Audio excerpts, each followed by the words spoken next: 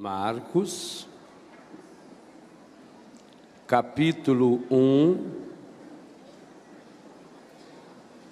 versículos 40 ao 44. Aproximou-se de Jesus um leproso, suplicando-lhe de joelhos: se queres, podes limpar-me.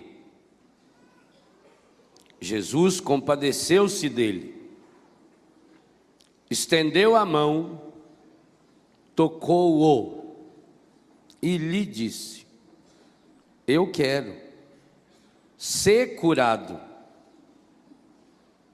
E imediatamente desapareceu dele a lepra e foi purificado.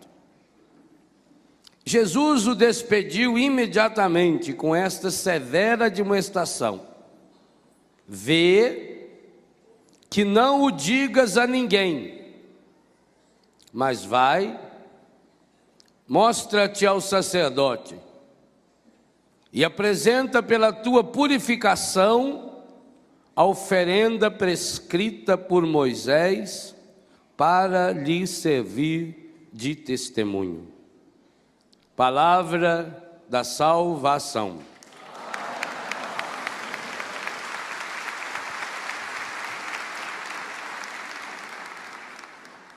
Esse trechinho do Evangelho que a igreja nos apresentou quinta-feira passada, foi o Evangelho de quinta-feira. Portanto, dentro da primeira semana do tempo comum, nos traz, veja bem a palavra que eu vou dizer,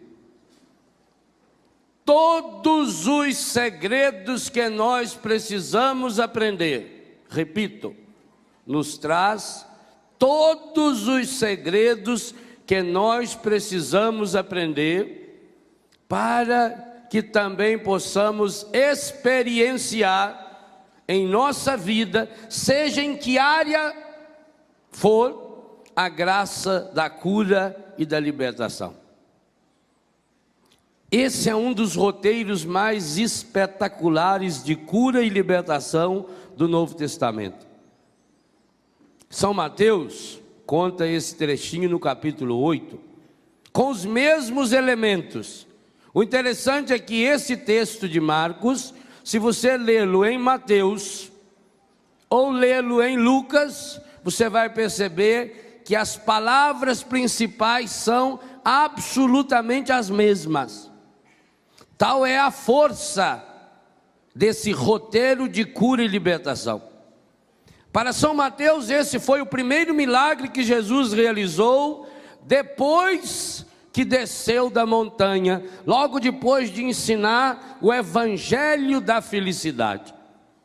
São Mateus, nos seus capítulos 5, 6 e 7, realiza o grande sermão da montanha, o sermão das bem-aventuranças, que aliás deu nome à comunidade do Felipe Madre, a comunidade Beatitudes, comunidade das bem-aventuranças. Ali Jesus ensina de uma forma resumida tudo o que nós precisamos aprender para sermos felizes. Termina o discurso, final do capítulo 7, dizendo: aquele que ouve as minhas palavras e as põe em prática é semelhante a um ser humano, um casal que construiu sua casa sobre a rocha. Terminado esse discurso, começa um segundo ponto, um segundo passo importante no Evangelho de São Mateus. E começa com essa passagem que nós acabamos de ouvir. Daí a importância desse texto nessa manhã.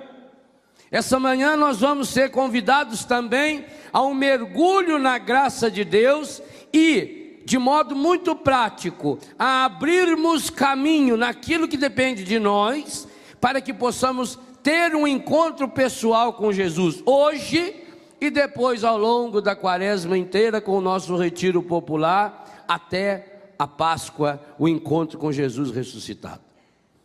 Eu disse que esse texto foi lido quinta-feira. Repetindo o que falei ontem, estamos no tempo Qual é a cor do tempo comum? Verde. E o verde simboliza duas coisas que eu disse ontem. Primeiro, vida, a força da vida. A planta verde é uma planta cheia de viço, de vida. E a segunda coisa que eu falei? Que o verde também significa que nós não estamos prontos, que nós não estamos maduros. Esse, meus queridos e minhas queridas, é o primeiro grande segredo que levou esse moço a essa cura espetacular. Observe cada palavra que São Marcos nos conta. Aproximou-se de Jesus um leproso. Que coisa impressionante. Leproso podia chegar perto dos outros? Leproso não podia chegar perto? Tanto que quando Jesus curou os 10 leprosos, eles pararam lá longe e gritaram: tem piedade de nós, Jesus! Leproso não podia chegar perto de ninguém, porque qualquer pessoa que ele tocasse, a pessoa ficaria impura. A lepra era mais do que uma doença física. A lepra era considerada uma doença psíquica, afetiva e principalmente espiritual. A lepra era considerada uma maldição. Quando alguém tinha lepra, todo mundo logo pensava e concluía com muita simplicidade: tem lepra porque foi abandonado por Deus, tem lepra porque deve ter cometido um pecado medonho. Mais ou menos o que hoje passa-se com a pessoa vítima do HIV. Quando alguém descobre que alguém tem HIV, a primeira pergunta que faz é: como é que pegou? Porque já pensa a partir de si mesmo. Pensa a partir da sua própria hipocrisia. A lepra era assim também. Por que será que fulano pegou lepra? Vocês imaginam como é que eram os comentários? É só imaginar o ser lá no meio da turma que você já sabe direitinho que jeito que é. Quem vê cara não vê coração. Com certeza mereceu. Tá bem, meu filho. Sendo filho de quem é? É isso aí. Minha mãe disse que isso aí já é antigo, que o avô dele também não valia nada. Aqui se faz, aqui se paga. Deus tarda, mas não falta. Deus é pai, não é padrasto. A gente tem que ser bom, mas não pode ser bobo. Não é assim? Vocês imaginam os comentários. Quando a lepra atingia a língua da pessoa, e atingia, muitas pessoas perdiam um pedaço da língua, em que a pessoa não podia mais falar, ou se a lepra atingisse as cordas vocais, que a pessoa não conseguisse mais gritar: eu sou leproso, ela tinha que sair na rua, além de ser coberto com um pano, ela tinha que ir com uma frigideirazinha e um pedacinho de ferrinho batendo, ou uma pedra batendo. Quando via alguém batendo aquilo, fazendo aquele barulho, aquele pandeirinho do Brás, já sabia, é um leproso. E se é um leproso, ninguém chega perto. Olha lá. É o triângulo. Se ele tocar aquilo, vocês não chegam perto dele. Nem a Renata, né? Avisa aí, Eugênio. Fica longe. Era o sinal de que era leproso. Essas coisas estavam muito bem definidas. Isso era ensinado para criança pequenininha. Todo mundo sabia isso. E mais do que isso, já estavam conformados que assim era o normal. Tanto que existiam as colônias de leprosos. Qual a mais famosa delas? Betânia. Betânia foi a grande colônia de leprosos. Lá vivia Lázaro, que morreu de lepra, e por isso quando morria de lepra, enfaixava a pessoa inteirinha, amarrava, que ele virava uma múmia, para ver se não saía a lepra, para ver se a lepra não contaminava a terra. Lá vivia Simão, o leproso, que deu aquele jantar para Jesus de João capítulo 12, aonde Maria de Betânia, que era uma prostituta de leprosos, foi lavar os pés de Jesus.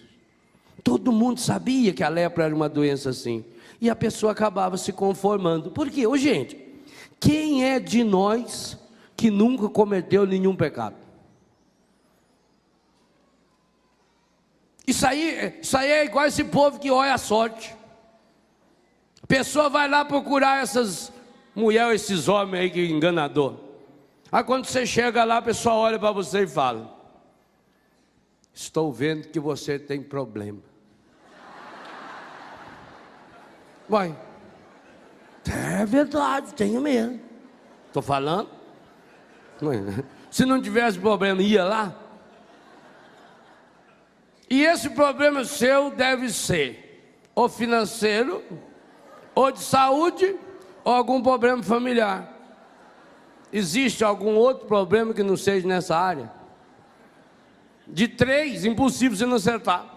Falou, é verdade, falou direitinho o meu problema. E aí eu fico olhando na sua cara, fala dinheiro, problema familiar, saúde, você faz assim com a cabeça sem querer. O seu problema é de saúde. Isso é lógico, é só olhar que você sabe, isso é óbvio. Deixa de ser besta. Então é óbvio que quando uma pessoa tinha essa doença, ela logo pensava, ou eu ou meu pai. Os apóstolos vinham perguntar para Jesus: Senhor, quem que pecou? Foi ele ou o pai dele, a mãe dele, o avô dele, o bisavô, o tataravô? Algum deve ter pecado. Você faz sua árvore genealógica até chegar em Pedro Alves Cabral, impossível não achar um que pecou. Ou se você for igual o evangelista, vai chegar em Adão, aí você está perdido. Um pecou. Então é muito fácil. Veja, gente, eu não disse isso ontem na missa. Um mecanismo medonho, um mecanismo terrível do demônio é fazer você sentir remorso. É fazer você ficar com um complexo de culpa. O complexo de culpa, se você tiver complexo de culpa, seja em que área for da sua vida, digo a você, precisa de oração de libertação, porque complexo de culpa nunca vem de Deus, remorso nunca vem de Deus. Remorso, complexo de culpa é marca registrada do encardido, porque é uma forma de acionar aquele mecanismo que o Padre Jonas falava. Quem está aqui desde sexta-feira deve ter percebido como a missa de sexta-feira, por isso que é importante chegar no acampamento desde o começo, como a missa de sexta-feira, presidida pelo Padre Jonas, e a homilia dele foi o motor que está conduzindo o acampamento. A palavra de ciência, de profecia ontem, que provocou tantas curas maravilhosas aqui e muito mais fora daqui, foi a mesma palavra que Deus deu ao Padre Jonas através da música no início da pregação. Gente, os dons e a graça de Deus são irrevogáveis. Se a gente deixa se conduzir, a gente vai percebendo os sinais de Deus. Então grave bem isso que eu estou dizendo. O ressentimento, o remorso e o complexo de culpa são marcas registradas do demônio. Eu falo no livro A Cura do Ressentimento. O ressentimento é porta de entrada para o demônio agir em nossa vida. E por que é muito difícil a pessoa se libertar do remorso, se libertar do complexo de culpa e se libertar do ressentimento? Porque a pessoa fica num processo de autopunição. Porque a pessoa passa a olhar para si mesma. Porque a pessoa se coloca no centro da sua doença, e consciente e inconscientemente, até mesmo nos sonhos, a pessoa vai realimentando a enfermidade. É um veneno que entra no sangue da pessoa, e que quanto mais ela agita, mais o sangue... Por que vão agora aprender a nova lei do trânsito? Você vai ter que fazer um curso de 15 dias, de primeiros socorros, para saber que quando acontecer um acidente, você não deve pôr a mão no doente. Isso é uma coisa espetacular. Isso é um curso que todos nós precisaremos, inclusive os médicos vão ter que fazer também. E já tem outros países da Europa, inclusive países que falam a mesma língua, que querem comprar esse curso também, porque ficaram extasiados. Como é que tiveram uma inteligência de resolver fazer um curso de 15 horas aula, para você aprender os primeiros socorros, sabendo que não deve pôr a mão no doente. Isso é uma coisa estupenda. Isso é fantástico. Isso tinha que ir para todos os canais de televisão. Nossos cumprimentos ao governo federal. Cada vez a gente fica mais entusiasmado com esse povo. É uma coisa impressionante. Que lei maravilhosa. Pois agora você vai poder fazer. E vai aprender a remoer. E joga isso para o seu corpo inteiro. Você passa a sonhar com o problema. Você já notou que você sonha com aquilo que você dorme? Por isso, cuidado quando fala meu namorado é um sonho. Não durma com ele, porque vai virar pesadelo. Você vai remoendo aquilo. Uai, por que a gente não pode dormir com a barriga cheia? A mãe da gente já ensinava: de noite não deve comer para dormir, porque senão você tem pesadelo. Aí você fala: ai, dormi mal. Você dormiu, foi bem demais. Se você não tivesse pesadelo, você estava morto. Foi o pesadelo que manteve você acordado, para que o seu organismo digerisse aquela cobra que você engoliu, aquele boi que você engoliu, sua jiboia. Esse é o problema. Remorso, ressentimento, complexo de culpa. A pessoa fica se culpando. Por que eu fiz isso? Eu fiz isso. Por que eu fiz isso? Por que isso foi me acontecer? E eu. Ela aciona esse processo, esse motor ao contrário, esse motor infernal, que vai levando a pessoa a um processo depressivo, a um processo angustiante. E pior, a enfermidade vai se multiplicando. Olhado de fora, parece ser uma questão de maturidade. Nossa, aquela pessoa é muito madura. Ela é inclusive capaz de assumir responsabilidade pelos seus atos. Ela reconhece os seus erros. Amados e amadas, reconhecimento de erros, arrependimento. A palavra-chave do retiro popular será essa: arrependei e crede no Evangelho, convertei-vos. Não tem absolutamente nada a ver com remorso. Arrepender-se, converter-se, é voltar-se, é o volver que os espanhóis falam. Converter é voltar-se para um novo alvo. Converter-se, arrepender, é mudar de direção, é ir para outra linha, é ir por outra estrada. Remorso, remoer, é você ficar jogando para dentro de você mesmo as substâncias, e o corpo vai trabalhar muito bem em cima disso. O que for pior para você, ele vai fazer. Jogar para dentro, é olhar para si mesmo. E eu digo a você, se você está estragado, se você está magoado, se você está ferido, se você está doente, quanto mais você olhar para você, pior você fica. É preciso mudar os olhos. O Felipe falou uma coisa muito interessante aqui, e eu escrevi sobre isso no Experienciar Milagres. Enquanto a gente não aprende a enxergar com os olhos de Deus, e sabe por que isso? Porque a primeira coisa que o encardido fez com Eva no paraíso foi fazer com que ela enxergasse errado. Se o paraíso era um jardim que tinha milhares e milhares de árvores, o que o encardido faz quando pergunta para Eva: é verdade que vocês não podem comer dessa árvore? É como se ele tivesse pegado uma borracha e apagado todas as outras árvores que tinha no paraíso. Eva passou a ver somente aquela árvore. É isso que ele faz, ele reduz o campo da sua visão. Você não enxerga mais as outras pessoas, as outras situações ao seu redor. Você só se enxerga, e pior, se enxerga com o óculos estragado do remorso. A pior coisa que a doença faz em você é convencer você de que você é doente. Você não sabe o mal que faz quando uma pessoa se pergunta como é que você vai e ela conta. Sabe, como Deus quer. Estou com um problema danado, me deu uma novidade na perna. Minhas veias estouraram, inchou. Pareceu um cascão no calcanhar, que ele veio subindo. Depois me tacou a hemorroida, daí veio para cá. Deu problema aqui do lado, descadeirei. Tacou a coluna, fizemos, nossa, um problema da bexiga. Tô indo que jeito que Deus quer, né? Misericórdia! Você acha que Deus quer você assim, esse caco, velho? Louco!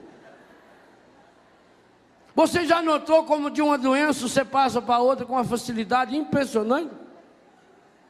E quando a pessoa vira especialista em bula de remédio? Eu, quando conheço uma pessoa que lê bula de remédio, eu corro dela. E quando ela sabe o nome técnico da doença? Quando ela chegar e contar para você que ela tem espondilite anquilosante, se ela não for médica, corre dela. Que é de médico e louco, todo mundo tem um pouco, e alguns têm muito. A pior coisa que a doença faz é quando você confunde o verbo estou com o verbo sou. To be or not to be. Je suis, como fala o Felipe, eu estou doente, mas não deixa isso passar para eu sou doente. Coitadinha, ela é doentinha, desde que nasceu. Aí a mãe já começa a tratar diferente. Tadinha, não consegue andar direito, carrega no colo, vai virar paralítico? Trate a pessoa doente normal, senão você fica reforçando a cabeça. E aí tem pessoas, olha, infelizmente, inclusive muitos aqui, tem pessoas que amam apaixonadamente a sua doença. Sim, porque se não fosse a doença, não receberia a atenção que recebe. Se não fosse a doença, não teria o carinho. Tem mulher que fica feliz quando fica doente, que aí o marido fica em casa. A cabeça do ser humano é uma coisa impressionante. Você vai se transformando naquilo que você pensa. O negativismo, o pessimismo são marcas registradas do encardido exatamente por isso. A pessoa passa a gostar da doença, porque ela tem atenção, tem sempre alguém do lado, sempre alguém segurando na mão. Basta a pessoa levantar o dedo, já vem alguém, pois não. Por isso que às vezes quando você cuida do doente, você precisa ser meio grosso com ele de vez em quando. Você precisa tratar o doente de igual para igual. Aquilo que ele pode fazer, não faça por ele, não faça. Porque se fizer não é caridade. Mas o que tem? A gente está bom, a gente deve, mas não deve. Deve do ponto de vista afetivo, mas espiritualmente não deve, porque faz um mal danado. A pessoa não pode levantar e ir na cozinha para beber água, deixa o copo d'água na beira da cama dela. Agora, ela pode muito bem levantar da cama para pegar o copo. Como é que ela levanta para mudar o canal da televisão? Não é verdade? A pessoa vai ficando mole. Então ela vai tornando-se em dependência química. A Organização Mundial da Saúde chama o problema da codependência. Codependência significa o quê? Quando, por exemplo, seu marido é alcoólatra, você vira, ele é dependente, é uma doença, não é problema moral, porque tem gente que confunde com problema moral, aí fala, ai padre, coitado, ele é tão bom, padre, é um bom pai, bom marido, ele tira a camisa dele e dá para um pobre, o problema dele é quando bebe, mas é um coitado, mas aí está a doença dele, não é moral não, não penso que ele bebe porque ele é sem vergonha, safado, ordinário, não, ele é doente, mas você não pode ser doente com ele, porque aí ele bebe, chega lá na sua casa e quebra tudo, aí a vizinha telefona para a polícia, aí a polícia vem, e a senhora com medo dele, abre a porta, esconde ele lá dentro, diz, não foi nada não, foi o meu marido que, ele foi sair aqui e bateu a cabeça na mesa, aí a mesa pulou por cima da lâmpada, a lâmpada puxou na geladeira, pôs fogo no foguinho, caiu o micro-ondas, derrubou um pedaço do teto, mas uma coisinha assim à toa, não é nada não. Aí a polícia não pode fazer nada, né? E talvez era o que ela precisava, talvez era o que precisava do seu marido, era alguém nem que fosse por medo, ou levá-lo para um hospital, levá-lo à força se fosse o caso, mas a senhora protegeu, codependente, amanhã vai proteger de novo, depois da manhã vai proteger, por isso que tem alguns que só faz bobagem em casa.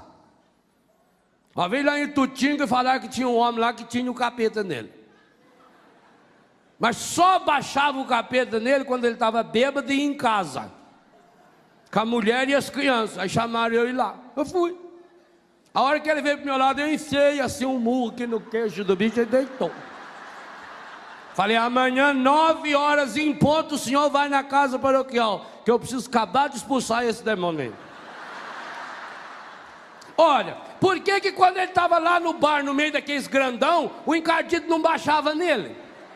Ah, meu filho, e depois, quando o demônio baixou nele, que ele estava sentado assim, aqui foi para mim o sinal definitivo de discernimento, estava a sogra dele sentada no primeiro banco, a mulher dele e 2 filhos, ele passou, reconheceu a sogra, a mulher, os filhos, e veio grudar no meu pescoço, aqui, jacaré. Não, senhor. Isso aí é outro espírito. E com esse espírito, meu filho, Jesus já falou, ele falou meio diferente, né? Certas formas de espírito, só com muito soco no queixo que vocês viram. Então você não pode amar a doença. Você não pode alimentar os vícios. Ô mãezinha querida, eu sei que a senhora ama o seu filho, mas esse amor está errado. Pior do que não amar é amar errado. Porque a senhora está protegendo esse menino de 15, 16 anos, ele está na droga, ele está sendo, na escola ele está tendo problema, a senhora está jogando a culpa nas professoras, transfere ele de escola. A vizinha veio dizer que ele quebrou a vidraça lá, imagina, só brigou com a vizinha, porque imagina se o seu filhinho querido ia fazer isso. Ele nunca fez nada de errado, ele sempre falou a verdade. Não, meu filho não, que se fosse ele me contava. Ô mãe amada, seu filho é igualzinho o Padre Léo, igual a você. Nós somos santos e pecadores. Mas se não pegar firme nessa hora, a pessoa acaba se acostumando com a doença. A pessoa acaba se acostumando com o vício e acaba gostando da doença e acaba gostando do vício. Você acha que tem muita gente que não ama o vício que tem? Pois sabe que quando está viciado todo mundo respeita. Tem pai que morre de medo do filho porque o filho fumou a maconha. Não, ele fica muito nervoso, aí tem que fazer tudo que ele quer. É uma sensação de poder. Pois isso acontece também quando a pessoa se acostuma com a sua doença e passa, engraçado, por que quando a pessoa tem determinado vício, determinada doença, ela passa a reproduzir o mesmo comportamento em todos os lugares? Você vai no Nordeste, você vai no Norte, ou na Europa, ou lá no Japão, as pessoas vêm conversar com a gente e contam a mesma coisa. Por quê? Porque isso já virou uma cultura de morte, já virou uma cultura de dependência, alimentado, missa de ontem à tarde, alimentado por esses meios de comunicação a serviço do encardido, que alimentam posturas contrárias ao Evangelho. O que significa o verde do tempo litúrgico mesmo? Vida, mas também imaturidade. A gente não está madura ainda. Pois, queridos e queridas, o primeiro segredo que levou esse menino, como é que eu sei que é menino? Esse menino a ser curado da lepra foi a sua imaturidade. Ele não tinha se convencido de que era um leproso. Como é que eu sei disso? O Evangelho falou isso? Falou. Nas entrelinhas. Ora, o leproso podia chegar perto de alguém? Por que ele chegou? Por quê? Porque ele foi além dos preconceitos sociais. Porque a vontade de ser curada foi maior, de ser curado, de ser liberto, foi maior do que a doença. Porque ele não tinha se convencido ainda de que era leproso. Porque ele nunca disse para ninguém, eu sou leproso. Ele sabia que estava leproso. Talvez ele até tenha dito para a mãe ou para o pai, eu estou leproso. E aí a mãe e o pai falou, vai lá e procure Jesus, que esse aí é bom, isso vai dar um jeito na sua vida. A prova disso é de que ele chega perto de Jesus, mas perto. O Evangelho diz que ele se aproximou-se de Jesus um leproso, suplicando-lhe de joelhos. Quer dizer, ele chegou perto de Jesus, dobrou o joelho na frente de Jesus, para não ter jeito de Jesus passar por cima dele. Ele fez igualzinho aquela cananeia, que depois de berrar e latir até não poder mais, Jesus chamou ela até de cachorrinha, ela veio e deitou na frente dele e falou, agora pinta você na minha cadáver que eu quero ver. Foi o que ele fez. Ele se ajoelhou diante de Jesus. Prova de que ele não estava convencido de que a doença era dele. A doença estava nele. Ele estava doente, mas não era doente. Ele não tinha feito ainda amizade com a doença. Gente, um inimigo pode fazer muito mal para você, mas só um amigo pode destruir você, que ele conhece você. Não seja amigo do encardido, nunca. Não seja amigo da sua doença. Aprenda com ela, mas não seja amigo dela. Não a ame, não a tome para si, não cultive a doença. Tem gente que guarda a doença numa caixinha de música de ouro. Tem gente que tem um travesseirinho de seda para a doença dormir do lado. E aí dorme, cedo a primeira coisa que faz é pegar a doença de novo. Não, arrume um lixo para jogar essa doença. Agora isso só é possível quando? Olha a oração que esse moço fez. Ela é espetacular. E essa oração ela é tão forte que tanto São Mateus quanto São Lucas, feito São Marcos, repetem exatamente, ipsis literis, escrito do jeito que se lê, igualzinho. Se queres, vírgula, podes limpar-me. Essa tradução me apaixona. Se queres, podes limpar-me. Entende o que eu falei do remorso? Ele não se colocou no centro. O me, tracinho me, no final da frase, significa que ele se colocou por último.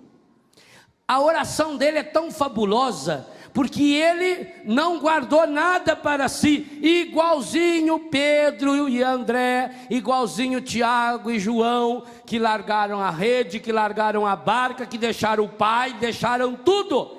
Esse moço, sabe o que a imagem que me veio quando eu comecei a rezar em cima desse texto?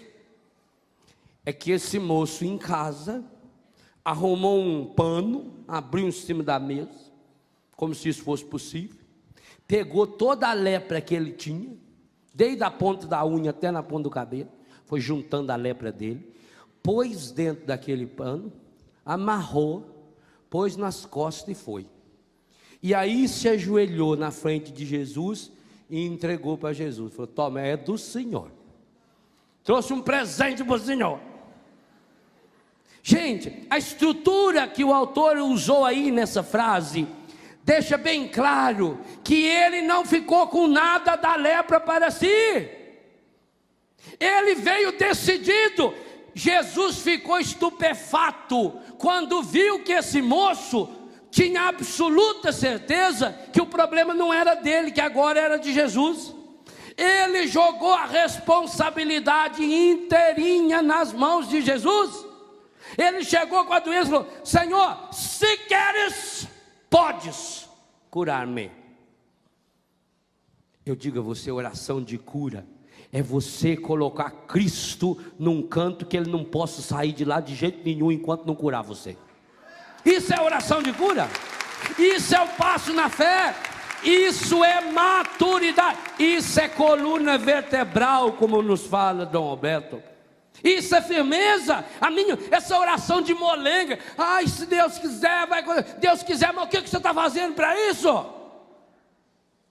Você não está fazendo nada. Você está amando a sua doença. Você está embalando a doença, dando mamar para ela todo dia de manhã, comprando coisinha para pendurar no pescocinho dela, tratando como se fosse um bichinho de estimação. Aonde você vai, você leva junto. Igual tem gente que aonde vai leva o travesseiro junto, leva a toalha para ficar cheirando. Tem gente que leva a doença para onde vai. Isso é uma imaturidade errada. Seja imaturo diante de Jesus. Diante de Jesus você pode ser uma velha de 90 e tantos anos de idade. Seja imaturo, seja criança, seja menino diante de Jesus, seja menina diante de Jesus.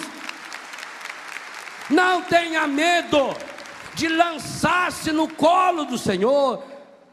Essa oração Deus ama.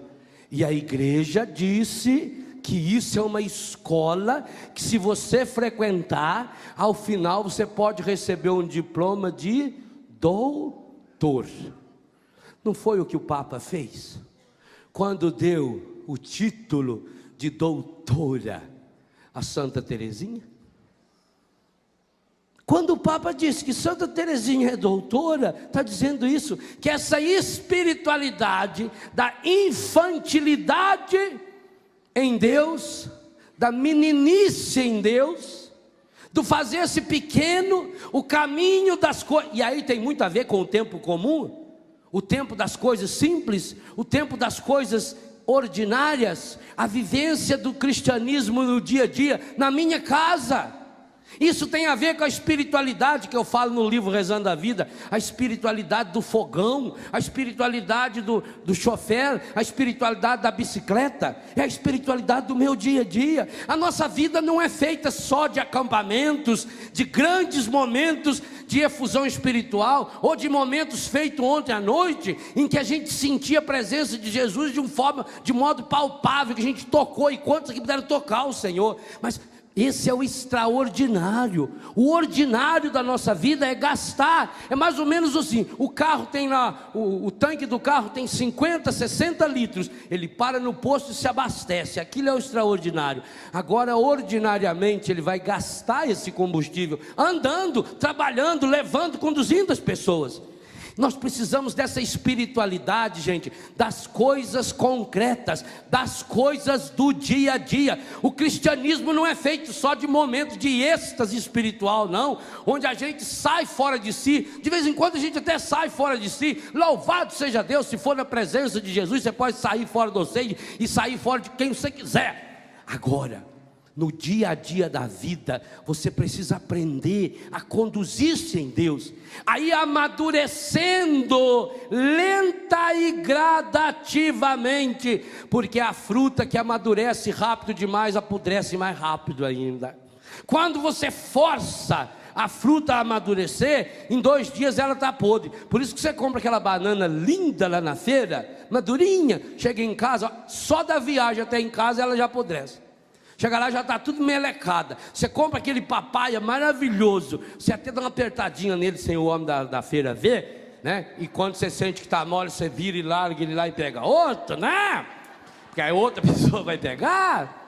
Graças a isso é que tem a xepa. O resto da feira, se não fosse isso, Betânia não ganhava o tanto de fruta que ganha lá do Ceasa, que as frutas que a senhora aperta, Deus lhe paga a senhora que aperta essas frutas.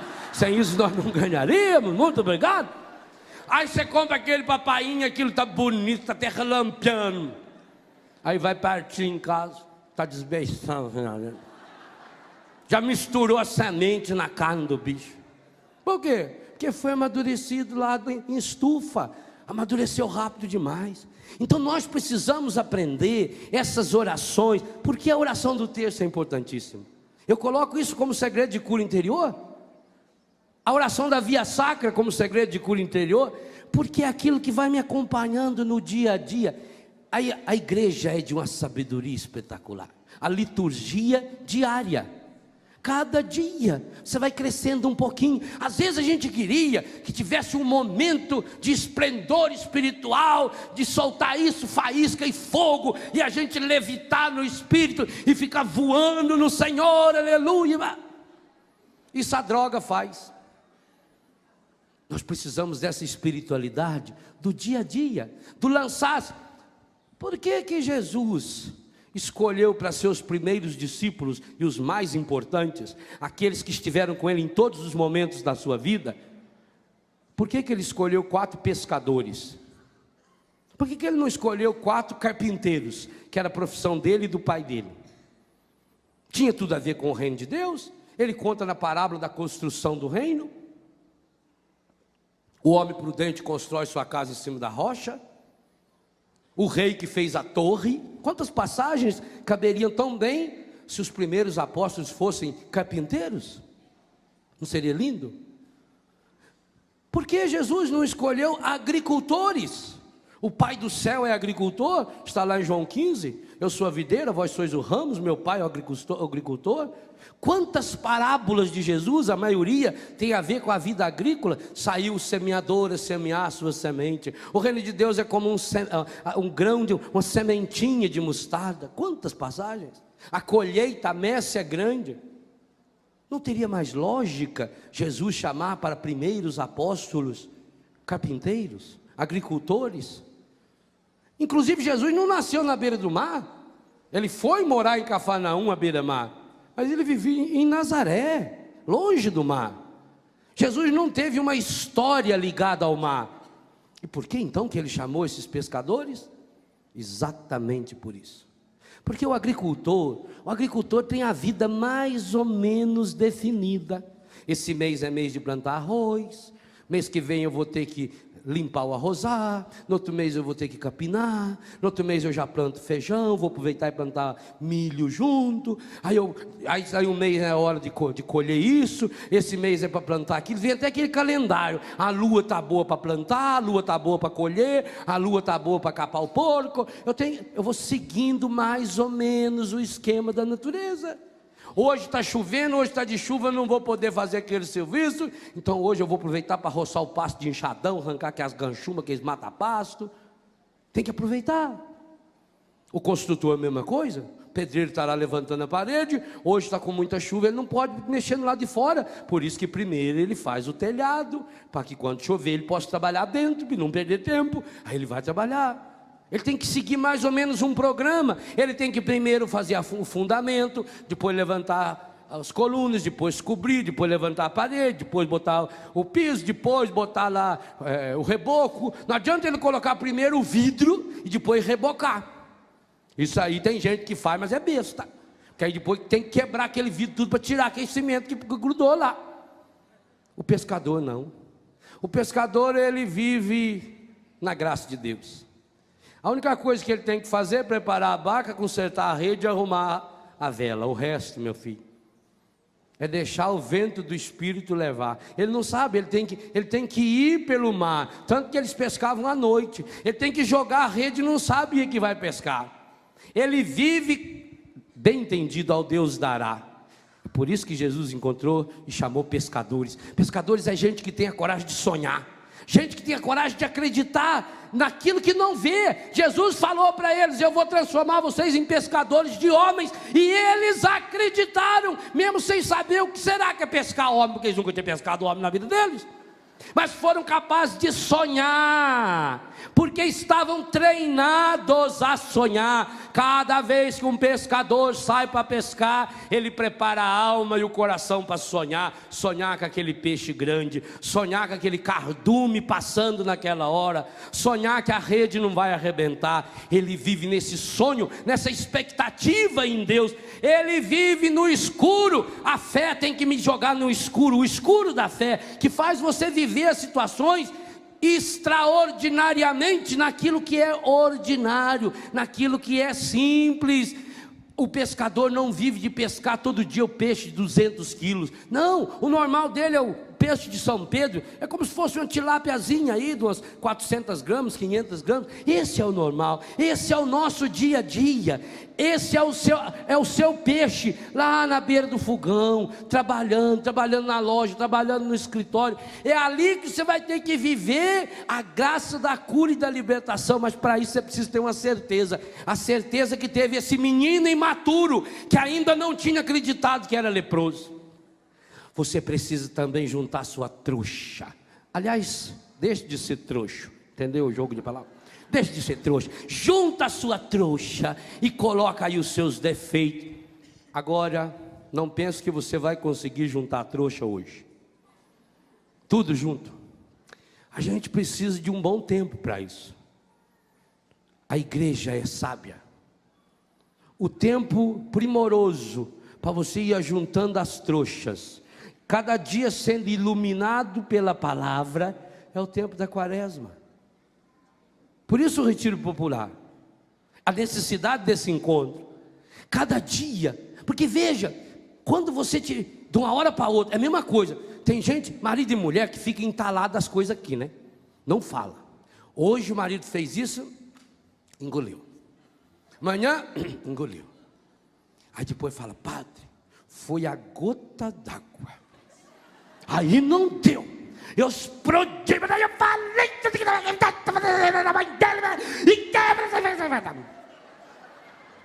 Está errado. Aí ofende a pessoa. Na hora da raiva você fala coisas que não queria falar. Na hora da raiva você enxerga com a raiva, você mistura a raiva, embaralha os olhos. Padre, eu fiquei cego de raiva quando eu vi aquilo. Aquela pessoa que só tivesse uma faca, eu enfiava a faca na barriga dela naquela hora. Graças a Deus que eu não tinha uma arma lá em casa. E eu não duvido, porque claro, você foi juntando tudo, assim na vida espiritual, sabe? Se você num dia tivesse a graça, não sei se seria graça, acho que seria desgraça, de ver todos os seus pecados, todos os seus vícios, todos os seus defeitos, você dava um tiro no ouvido. Pensa, Deus o livre e guarde, se eu tivesse a desgraça de ver na minha frente todos os pecados que eu já... Misericórdia!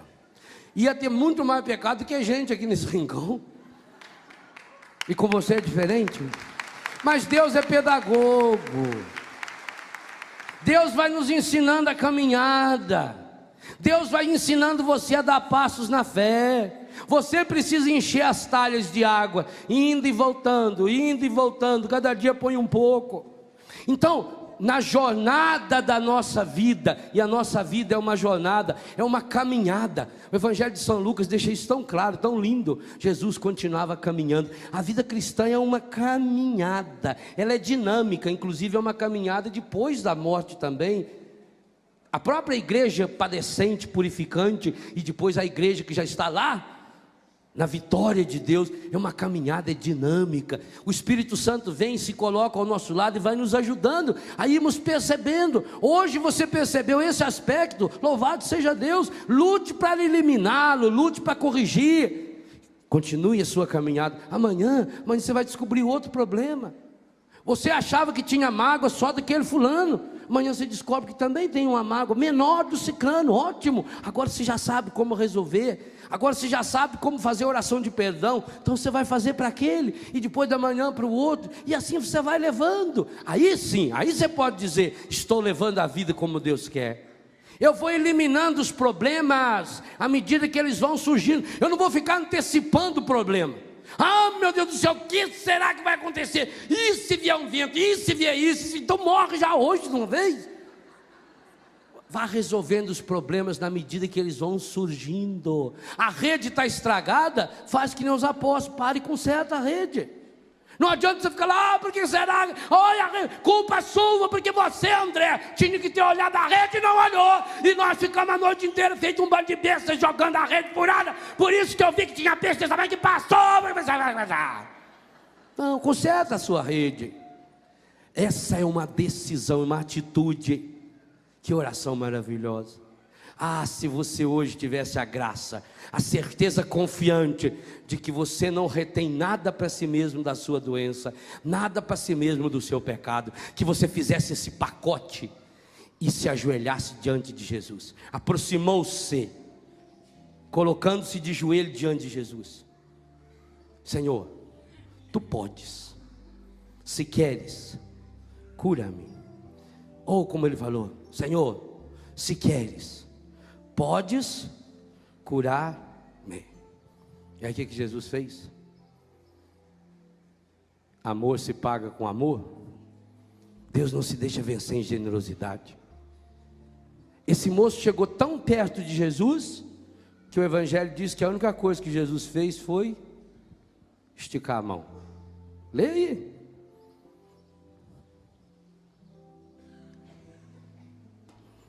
Aproximou-se dele um leproso, suplicando-lhe de joelhos: se queres, podes limpar-me.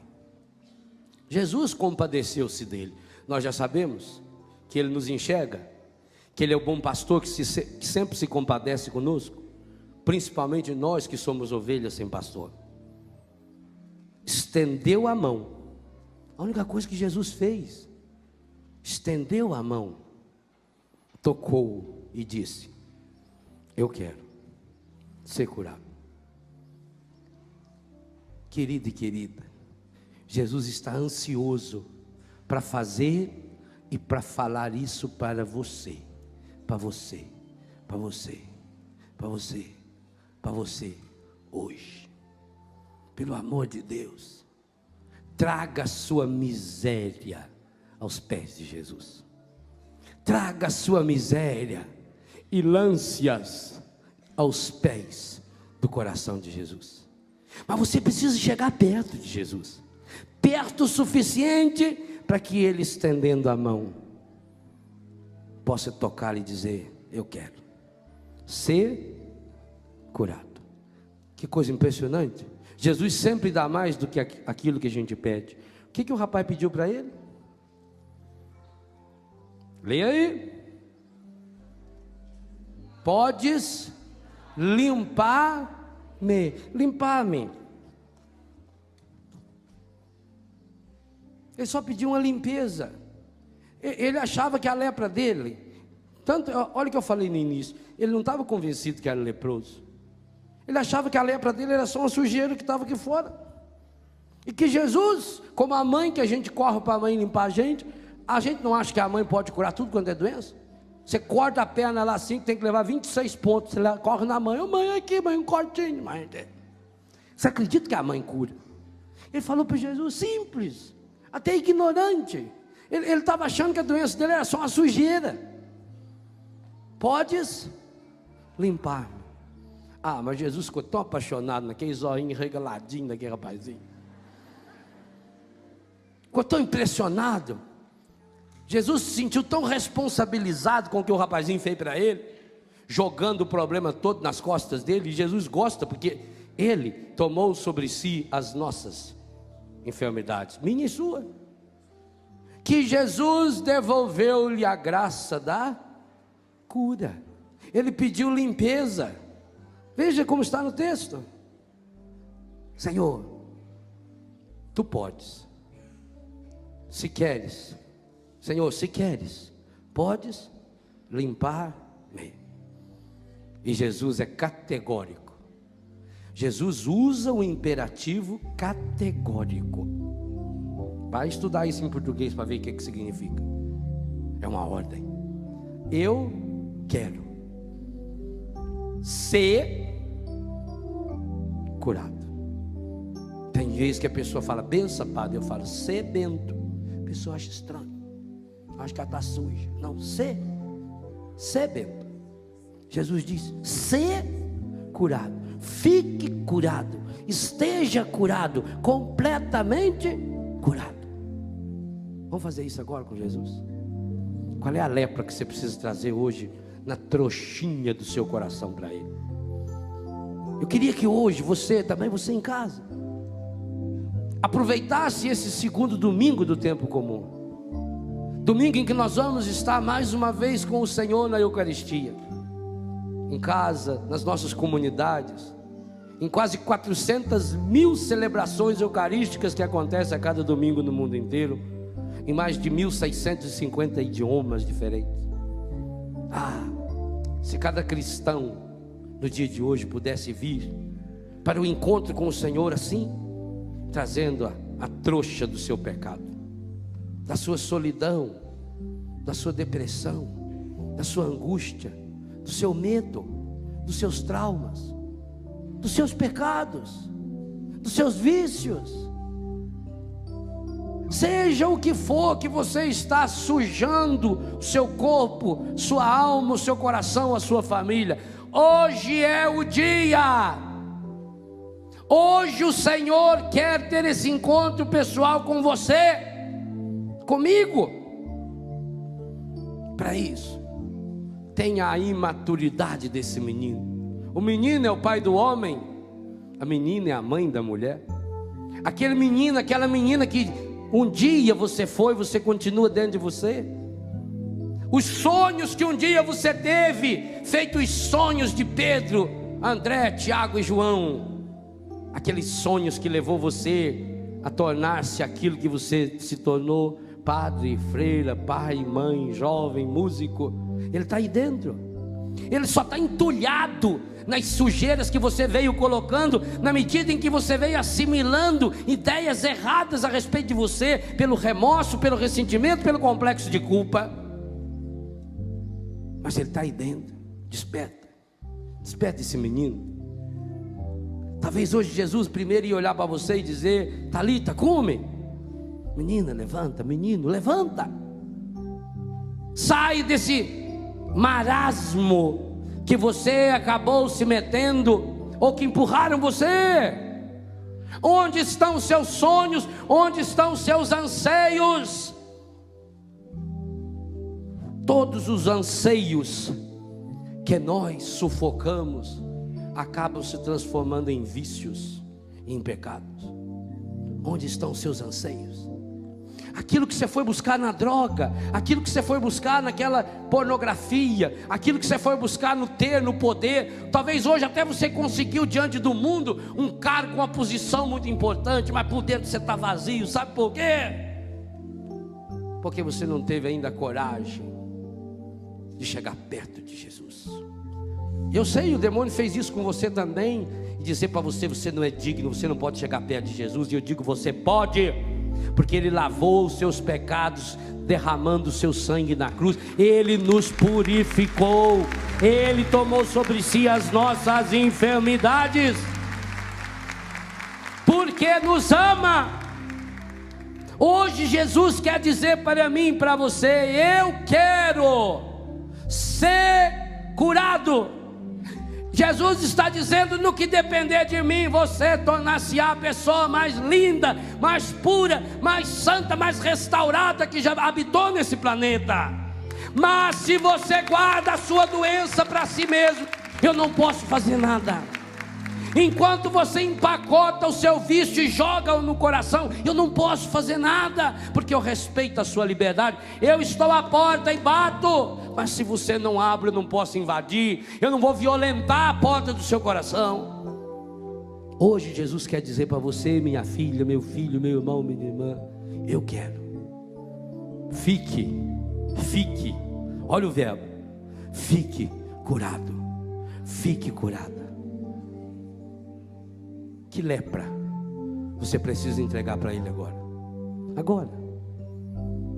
E suplicar: Jesus, manda o seu Espírito para purificar, para restaurar, para sarar meu coração. Pai Santo, Pai querido, Pai amado, na manhã desse segundo domingo do tempo comum, feito esse menino leproso, eu me aproximo do trono do seu coração. O seu coração manso, humilde, sereno, rasgado de amor por mim. Eu me ajoelho diante de Ti, Senhor. Eu me prostro diante de Ti, Senhor, e suplico: Senhor, Tu podes. Cura-me, Senhor. Limpa-me. Liberta-me. Sara-me. Restaura-me. Senhor, Tu podes. Se queres, limpa-me. Cura-me. Restaura-me. Liberta-me. Faz muito tempo, Senhor, que eu estou andando com a lepra da depressão, da angústia, da mentira, do egoísmo, da impureza, das mágoas, das raivas. Eu acabei me acostumando com a doença, Senhor. Eu acabei gostando da doença, eu acabei cuidando da minha doença. Na verdade, eu cuidei mais da minha doença do que da minha saúde. Na verdade, eu estudei mais sobre a minha doença do que sobre a minha saúde. Hoje eu sou um especialista em doença. Mas hoje eu estou tomando essa decisão, Senhor. Eu quero ser uma pessoa limpa. E que maravilha quando eu descubro: eu quero ser limpo, e o Senhor quer curar-me. Porque o Senhor não quer dar só a limpeza exterior do desaparecimento dessa ferida, desse câncer, dessa cegueira, desse vírus no meu sangue. O Senhor quer me dar essa vida plena, essa vida nova. Foi o Senhor que disse: eu vim para que todos tenham vida e a tenham abundantemente. Eu quero, eu preciso, eu necessito dessa vida. E é por isso que eu me coloco agora bem pertinho, Senhor. Tão perto que o Senhor pode tocar-me. Sim, meu irmão, use sua mão para tocar a pessoa que está do seu lado. Deixe Jesus emprestar-se dessa mão para dizer para esse irmão: eu quero, fique curado. Eu quero, fique curado. Eu quero, fique curado. Repita essa palavra de Jesus para esse irmão: eu quero, fique curado. Eu quero. Então tenha a coragem de levantar-se, de ficar de pé, como aquele que quer de fato acolher a palavra. E agora, como mãos que suplicam diante de Jesus, peça: Senhor Jesus, manda o seu Espírito Santo de amor sobre mim, para restaurar meu coração. Senhor Jesus, manda o seu Espírito Santo para lavar a minha alma de toda a sujeira que o mundo colocou em mim e que eu acabei me convencendo. Senhor Jesus, derrama sobre cada um de nós o seu Espírito Santo de amor, para restaurar o nosso coração, para lavar o nosso coração. Sim, Senhor, nós reconhecemos esse coração amargurado, de pedra, frio, sem vida. Aqui dentro ele aperta a gente e vai transformando a gente, coisificando a gente, e vai fazendo a gente se acostumar com essa enfermidade. É por isso, Jesus, que o Senhor veio na raiz da enfermidade. É por isso que o Senhor veio tocar no coração de cada um de nós, para que desse coração novo, como o Senhor havia prometido, o Pai prometera: tirarei do vosso peito esse coração de pedra, esse coração cheio de remorso, esse coração cheio de mágoa, cheio de complexo de culpa. Derramarei sobre vós águas puras que vos purificarão de todas as vossas imundícies. Sim, Senhor, realiza hoje, Senhor, o prodígio desse transplante que nós tanto precisamos, para aqui. Deixemos aqui hoje, Senhor, aos seus pés, esse coração acostumado ao pecado, esse coração acostumado com a doença, esse coração que acabou gostando da doença, gostando da enfermidade. E dá-nos, Senhor, dá-nos esse coração forte, limpo, sarado, restaurado, decidido. Sim, Senhor, dá-nos esse coração decidido, dá-nos esse coração menino imaturo, que tenha coragem de ser verde, mas de deixar o vício da sua graça invadir cada poro da alma, do coração e do corpo, e levantar-nos para essa vida do dia a dia, do cotidiano.